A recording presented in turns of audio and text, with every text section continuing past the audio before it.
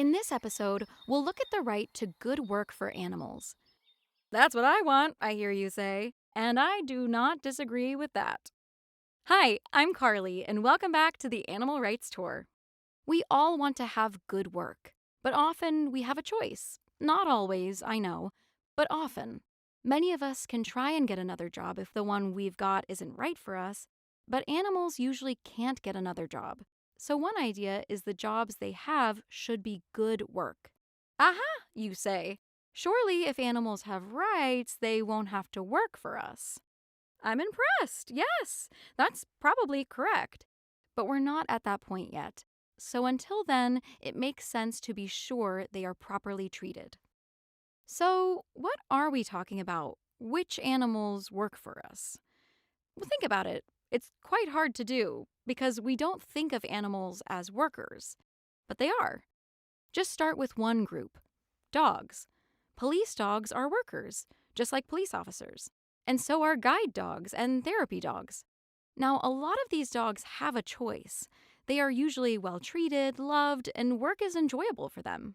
But that's not the same for all animals.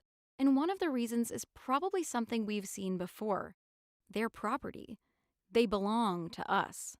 Some working animals, like donkeys and camels and horses, carrying loads or pulling carts, don't really have a choice.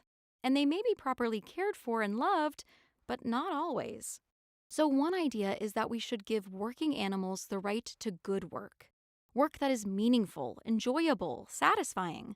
In other words, the sort of work we would like to have, or maybe you already have. By making it a right, then we start to change the way we think about animals, having them become more like coworkers. Let me give you a couple of examples. As humans, we have the right to things like time off, number of hours we can work in a day, health and safety rules. None of these apply to animals. Of course, many animals are well looked after and their owners do care about all those things, but not all animals.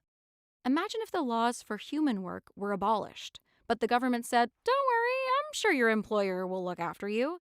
You probably wouldn't be happy, because laws provide backup, protection if your employer is not so good.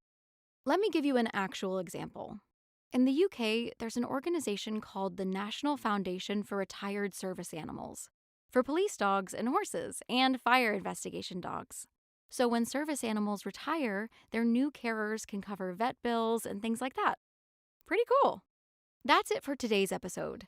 And next time, we will have the final episode of this season of the Animal Rights Tour.